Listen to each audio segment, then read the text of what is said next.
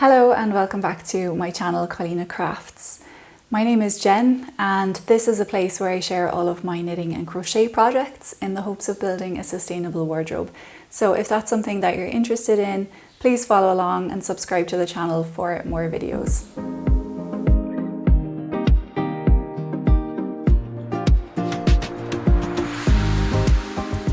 On today's video, the plan is I have two finished objects to share with you. A bit of time has passed since my previous video.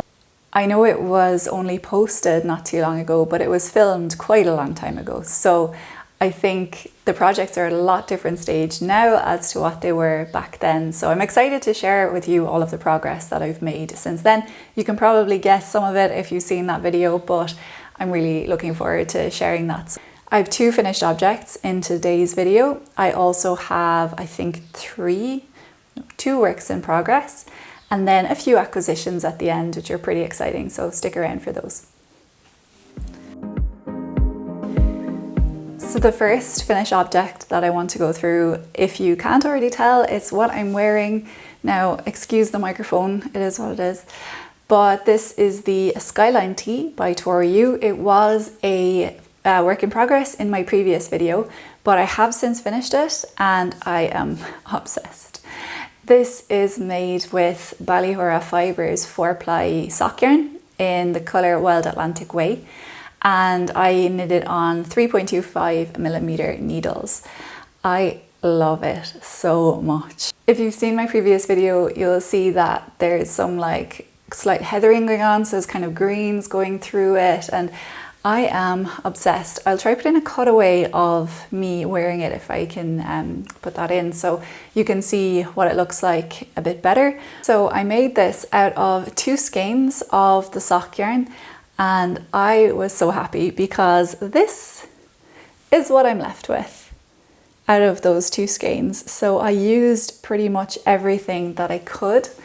If you've seen my previous video, you'll see I put the body on hold. You can kind of see it's not super long, right? It's just kind of cropped. It comes up to like the waistband of my jeans, but I'm also quite tall, so take that with what you will, but there should be a better visual on the side.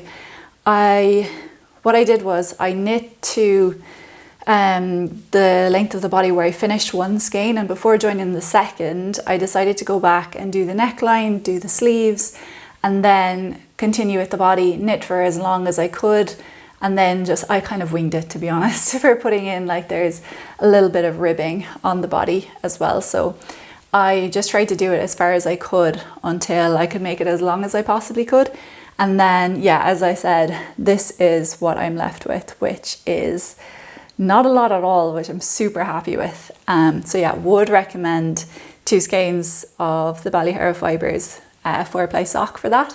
Now, I will say I made the second size. It's not very big, as you can see, but I do have a bit of positive ease there. So if you've seen my previous video, you will know that I did make a bit of a mistake on the sleeve sections where I had more stitches on the front part in comparison to the back. It's a saddle shoulder t-shirt. I'm not sure if I said that, I probably should have.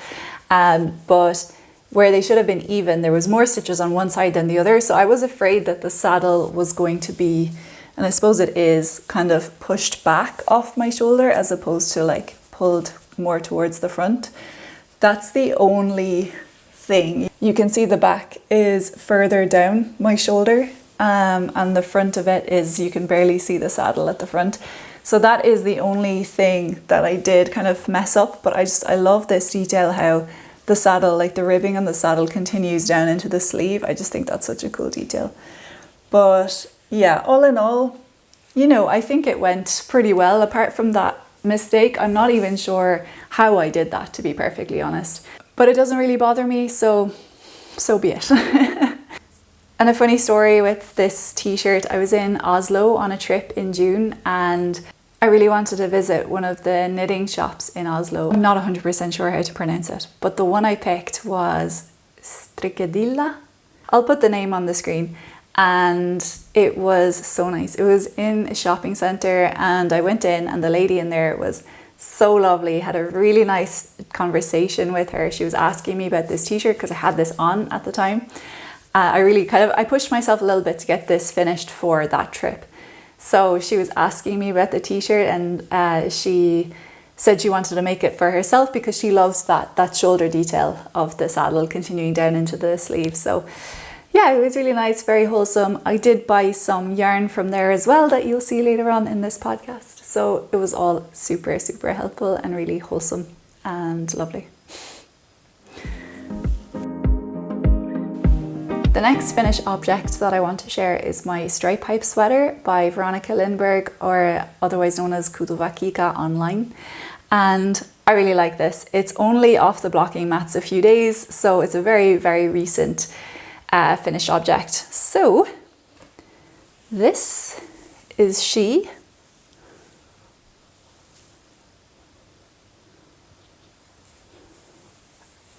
I made the size M, and I used 4.5mm needles for the body, and I used 3.5mm needles for the ribbing.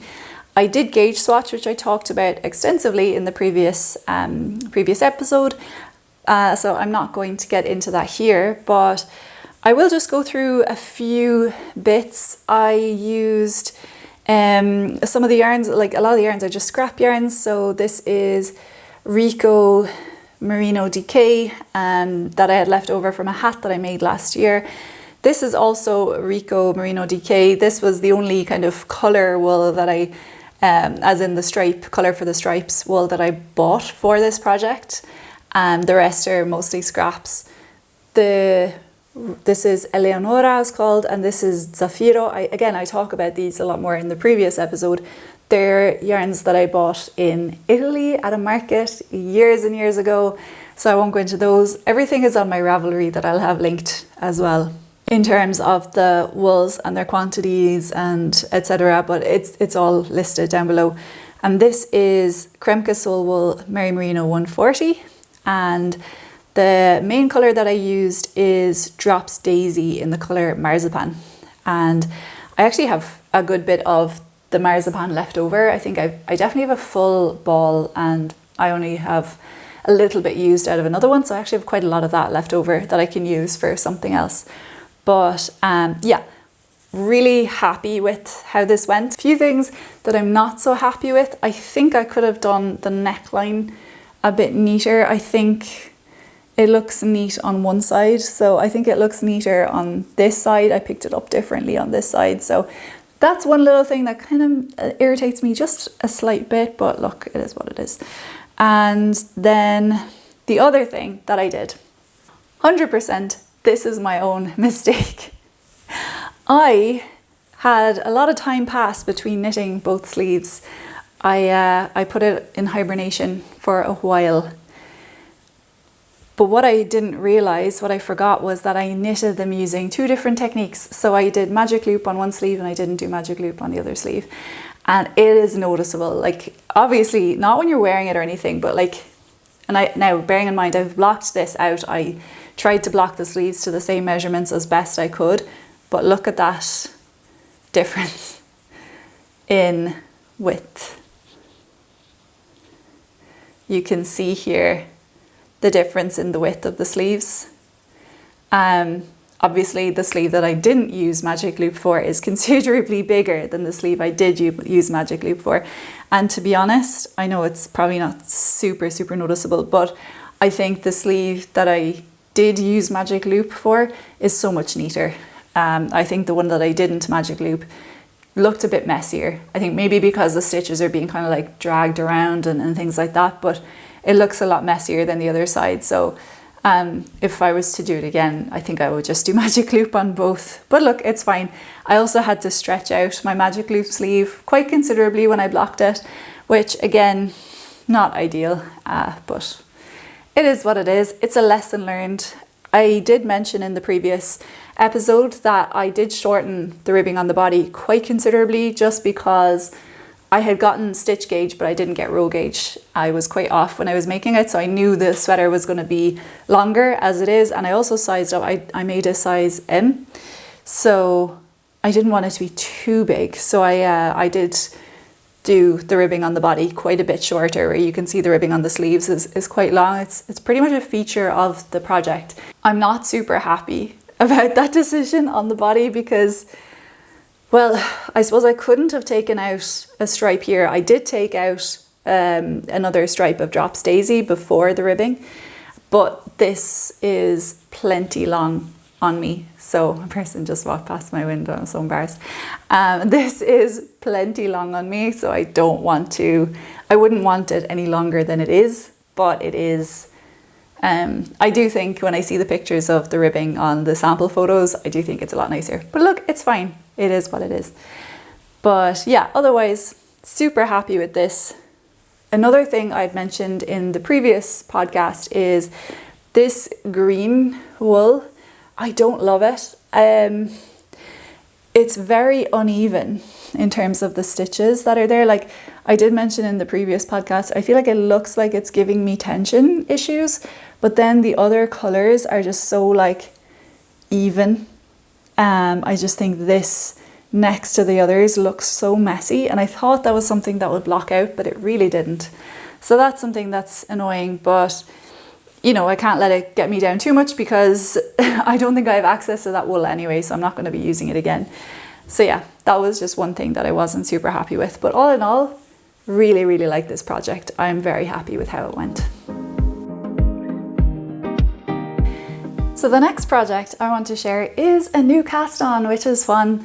The backstory to this is I was taking a train journey last weekend and I realized that I didn't have a project to bring with me to work on because my projects that I was working on were my stripe pipe sweater, which is too big to bring on a train. And I do have another thing that I'm working on. I'll talk a little bit about it in a while, but I'm not going to show it on this podcast. So I realized I didn't have a transportable project. So what I did was I casted on this November beanie by November Knits. It's just simple 1x1 rib, and then it goes into a stockinette top of the beanie. And I am making it using Filcolana Arvetta and Filcolana Tilia.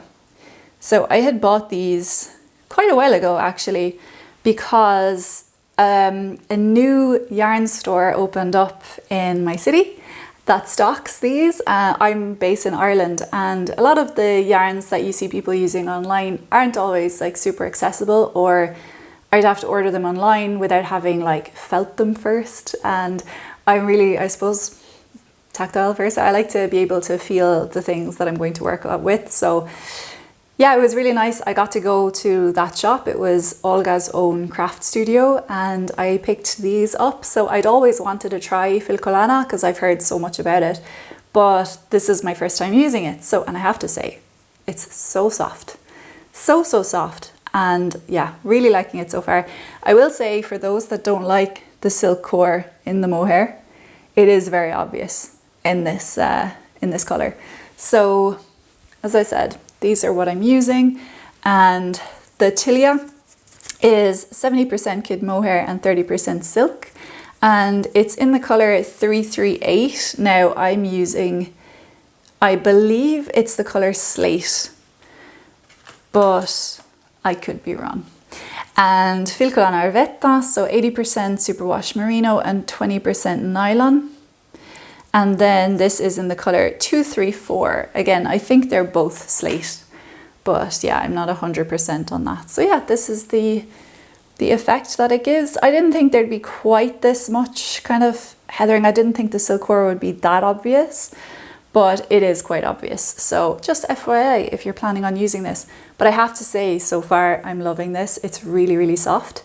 So I'm using a 3.5mm needle, and I'm making, there's a little fly, and I'm making the size, the largest size. I think there's children's sizes in the pattern as well. So I'm making the largest size, probably because the last hats that I tried to make last year ended up far too small. So I'm really hoping for a good outcome for this one. So yeah, that's my November beanie by November Knits. Now, the next project that I'm going to show you, I have not touched this in probably a year, but I'm showing it on this podcast as a work in progress because I do want to finish it, and now is the season where like I could use it, you know. So what I'm working on here is the Portofino bag set. It's a crochet project, and this is what it looks like. So it's like a mesh bag, and you can see this kind of those stripy panels there. Just kind of like for a beach bag, you know. So I'm making this using Rico Creative Cotton. It's just black. And my main issue with this, it's a very simple project. I should say there's a free version of the pattern available on their blog. It's by Alexandra Tavel of 2 of 1s, and there's also like a water bottle carrier in the same design that you can make as well. And there's a free version of that pattern on her blog, which is it's a really good pattern. There's like picture diagrams as well of how to do the different things, which is super useful. So yeah, I would highly recommend that. I think, I could be wrong, but I think I saw Amy of Knee Knits. I think she made this, and that's where I got the inspiration for it. So if you want more information on it, check out her video. If I can find it, I'll link it. But yeah, I think that's where I got the inspiration for this, because I really liked her version of it. So that's that. I'm really hoping it's going to be done soon. I'm going on holidays in August, so I really want to bring this with me. So look, maybe that's something that's going to spur me on to get it finished. So yeah, that's my Portofino bag by 2 of 1s. I will say I've run into a bit of a speed bump in that I stored this project, but I did not store a crochet hook with it. So I'm at a loss. I don't know what crochet hook I was using. The pattern does say 3.75, so it's probably that or a 4. I'll find something and just try it and see. It doesn't really matter if it's a different size than I was using. I don't think it'll matter too much. So yeah, that's my Portofino bag, and I'm going to finish this season. You have my word.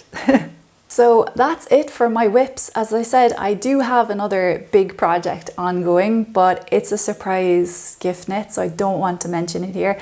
I don't think the person is going to watch this video, but look, just in case, because I've managed to keep it a surprise this long. So look, we're not going to say much about it, but once it's finished, I will show you. And yeah, hopefully it will be appreciated. I will say as well, I've not made any progress on my Dagmar jacket. I've not touched it since my last episode, so I'm not even going to talk about it, but just know it's there, it's a lingering whip. I haven't decided what to do for that shoulder. That's not lining up. I know that's a hot topic.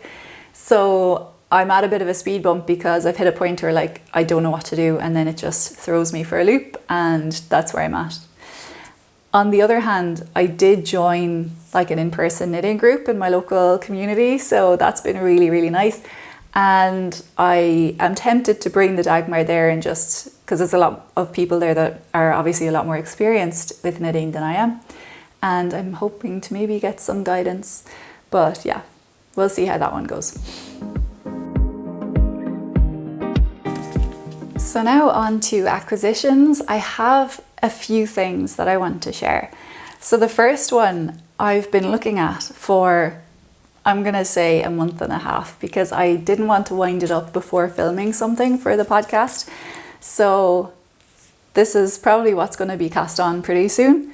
So the first thing I have is this, which I'm obsessed with. It is Townhouse yarns, and it's called Chatham Lane Sock. I don't know if you can see that. In the shade She's Electric. And this is 75% superwash merino and 25% nylon, 212 meters. So it's fingering weight. So I have 50 grams of this. And I also got, so I got them together, these two things together. So I'm putting them in the same section. I also got the Chowgu. I also got the Chowgu 2.5 millimeter needles. As I've heard so much about Chowgu needles, I really wanted to try them. So I got a bit of a present for myself in the two of these together. So basically, Townhouse Yarns is sold by This Is Knit, which is a knitting shop up in Dublin, Ireland. And they have the most beautiful colours and just yarns. They're stunning. It is so beautiful. And Townhouse Yarns is their own brand that they carry. I think it's dyed in Meath in Ireland. And yeah, it's just so nice. So this is something that I've just been looking at for so long. It's just bringing me joy. But what I want to do with this is I was thinking about making the one of the shorty sock set patterns from Summer Lee.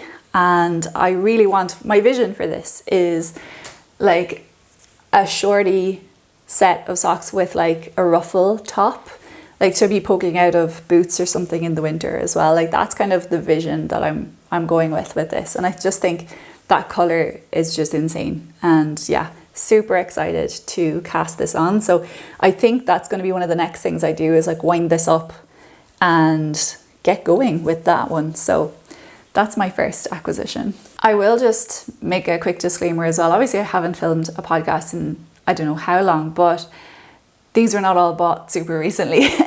So they've been spread out over quite a while, so just so we're all aware. So from my trip to Oslo that I was talking about a minute ago, I visited another yarn store as well called Frukvist. They stocked a lot of like Isir and a bigger range of like Filcolana and things like that. So it was really cool to be able to go in and see all of the different yarns like in person. I hadn't really had that opportunity before. So what I did was I purchased a few things. I got this Isir Trio 2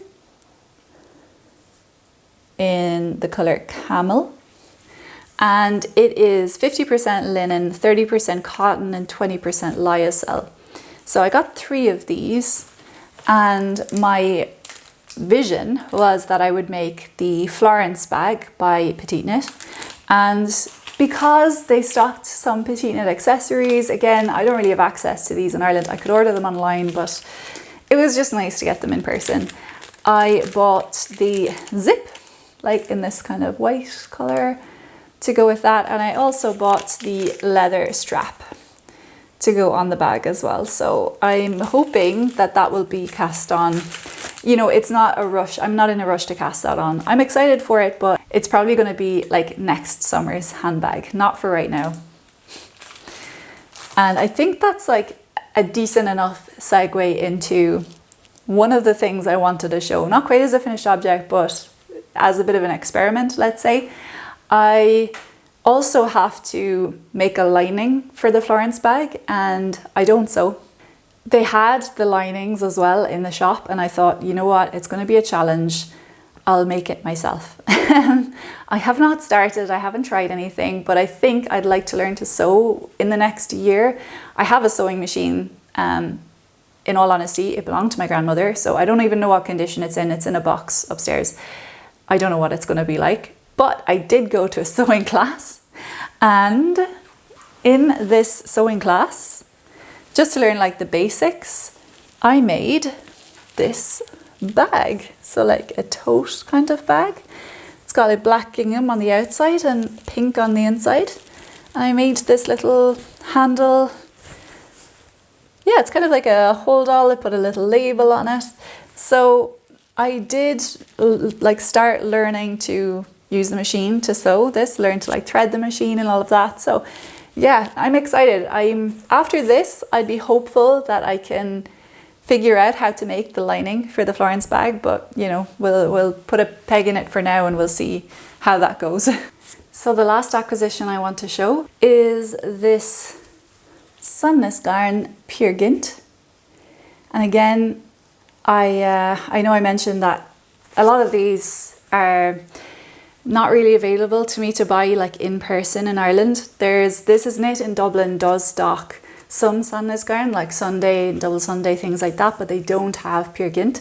And that was one I was super intrigued by. So I thought, you know what, it's 100% Norwegian wool. I'm in Norway, that's what I want. I knew that going to Oslo. In Strekkedilla, I knew this was what I wanted. And they had an unbelievable amount of colors for this, so like really good variety. And this one is in the color 4363. I don't know what the name of it is now. It's kind of picking up better on camera when I'm further away here, because when I brought it closer it looks kind of brown, but it's not brown at all. Like that is just not the color. It's like a burgundy purple color. So I did make a gauge swatch, which is this. Again, it's not really picking up like the actual color of it. If I can put in a picture, maybe that would work better. But yeah, so this is the gauge swatch that I've made.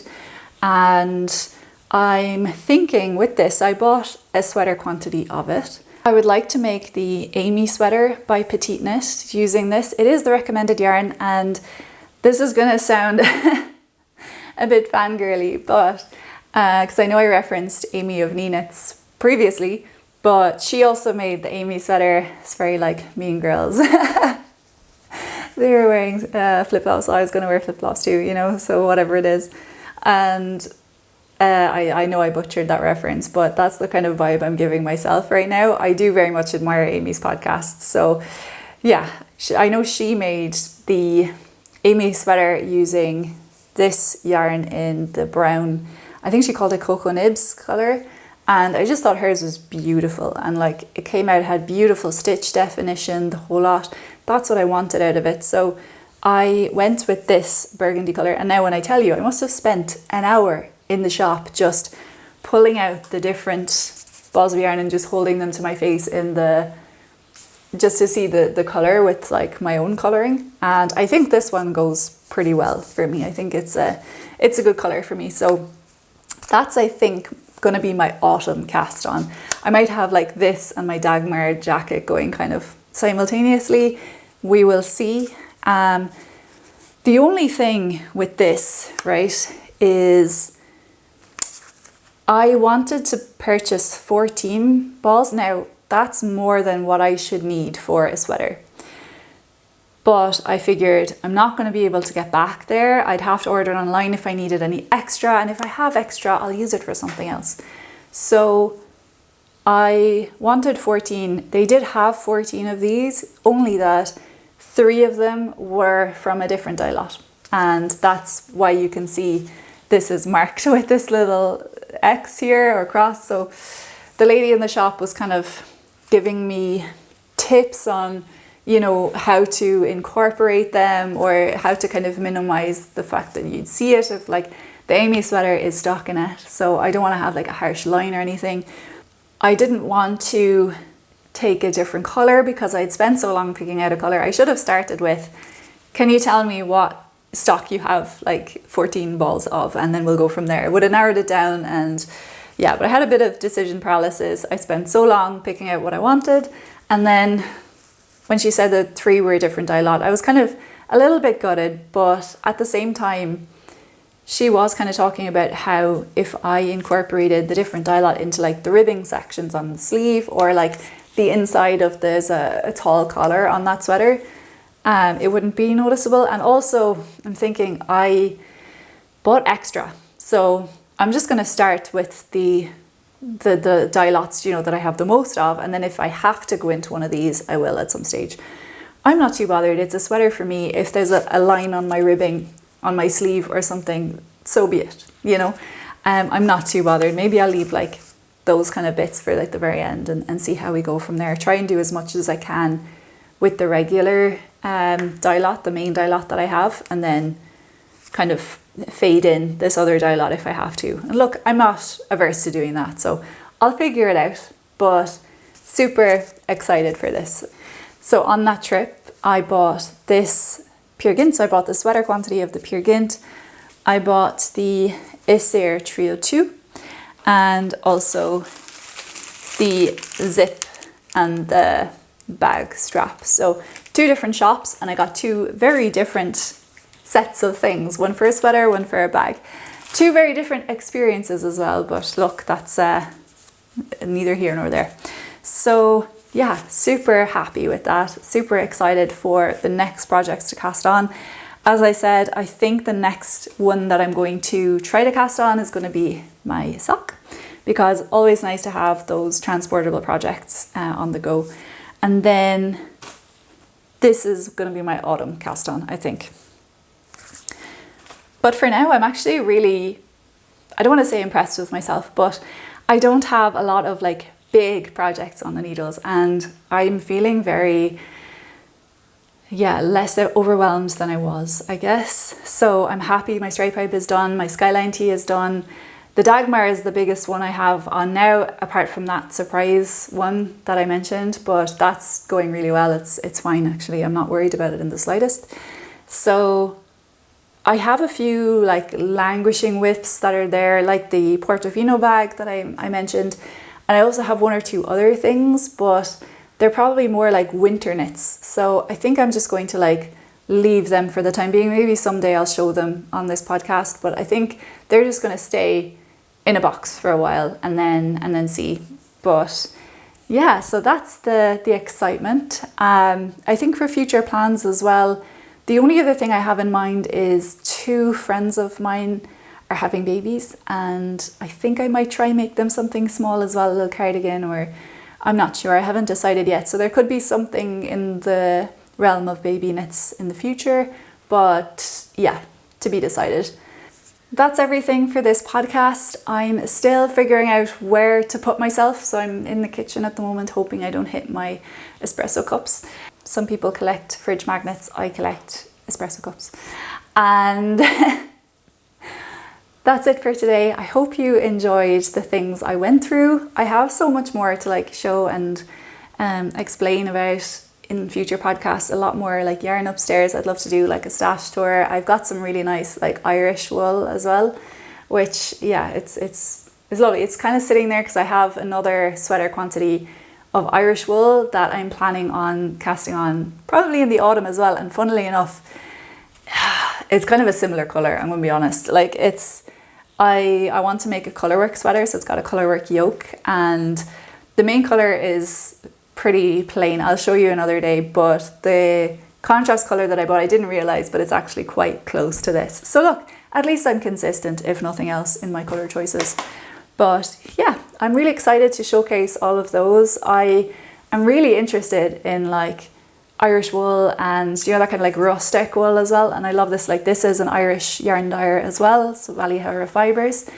And yeah, I'm really interested in like the local yarns, and as I said, being able to like go see them in person is always really nice. So I'd like to bring a few of those kind of bits to this podcast too, maybe do some like yarn shop tours in Ireland or something like that. You know, I'd be really interested in doing something like that. But I am currently on a yarn buying ban for myself, and I don't like the sound of that, like a lot of people don't, but you know what, no, I'm not on a yarn buying ban. My idea at the moment is if I want to buy yarn, I have to buy it in person, okay?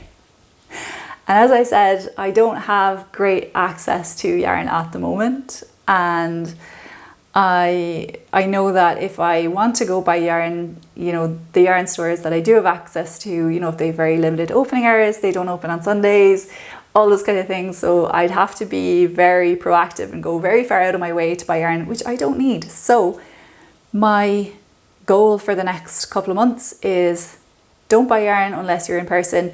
The only time I would allow it is if, as I said, I'm going on holidays in August. If there's a yarn store there that's open and I see something I like, yeah, I'll pick it up. If not, so be it. But that's the one thing I'm like, if it's a holiday souvenir purchase, that's fine. But otherwise, I'm not buying anything. I have enough stuff to make projects. I've plenty, so I'm not buying any yarn unless it's in person, as I said. So yeah, that's all for today. I hope you enjoyed the podcast, and I will look forward to updating you on my whips again in the future. Hope you have a good rest of your day, and thanks for tuning in. Bye.